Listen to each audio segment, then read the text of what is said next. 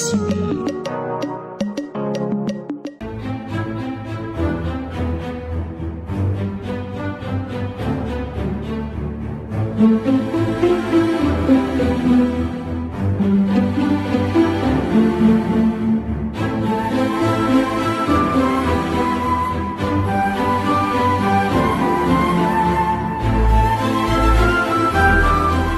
Chers écrivains invités, chers exposants, chers membres du comité d'organisation du Salon national du livre, c'est avec un grand plaisir que, au nom des professionnels de la chaîne du livre, je vous adresse les mots suivants.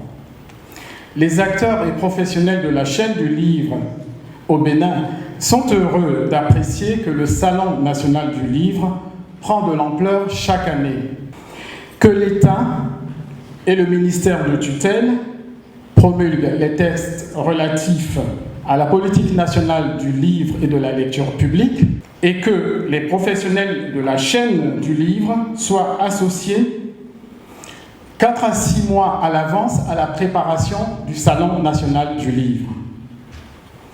C'est, selon nous, les principaux gages de réussite encore plus grande de ce grand rendez-vous du livre, de la littérature, de la lecture, d'autant plus que l'objectif que nous recherchons est que le public béninois soit de plus en plus intéressé par la production littéraire des auteurs béninois et que le secteur de la chaîne du livre et que l'économie du livre soit florissante.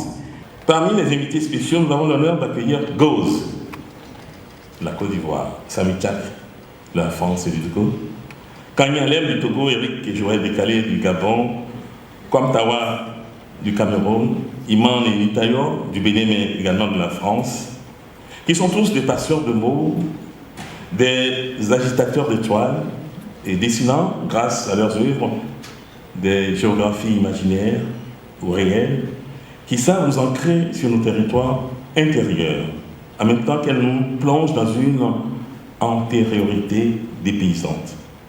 Grâce à leur talent et à leur sensibilité, ces écrivains et ces auteurs nous font voyager dans l'univers de leurs textes et partagent leurs réflexions sur l'importance de l'histoire dans leur production. Je suis la semence sacrée du vaudou. Je suis l'Amazone. La femme soldat dont la voix vibre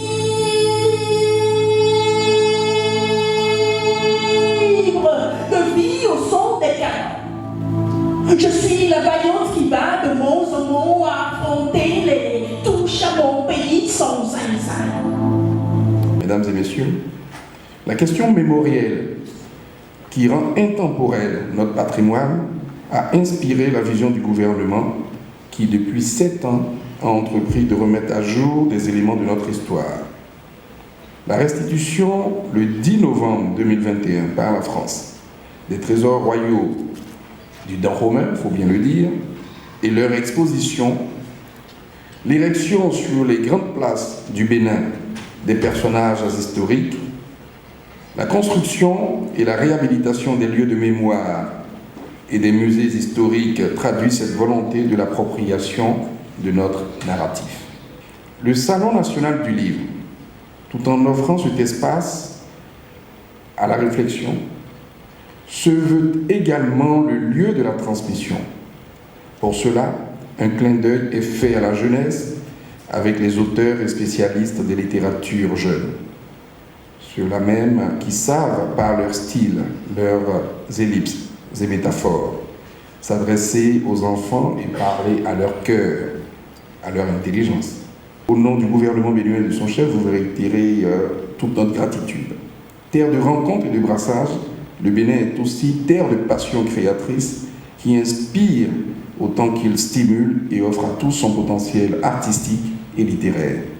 C'est une position qui permet de renforcer la présence de la littérature béninoise sur la scène africaine, qui permet d'encourager la diversité culturelle tout en favorisant le dialogue interculturel.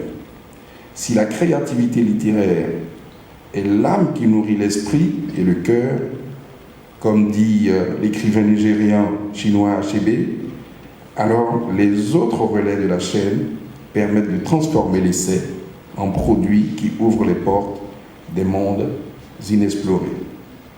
C'est sur ces mots où je me suis essayé à relever le défi de Kwaouzoti et des autres que je voudrais déclarer ouvert le Salon national du livre 2023.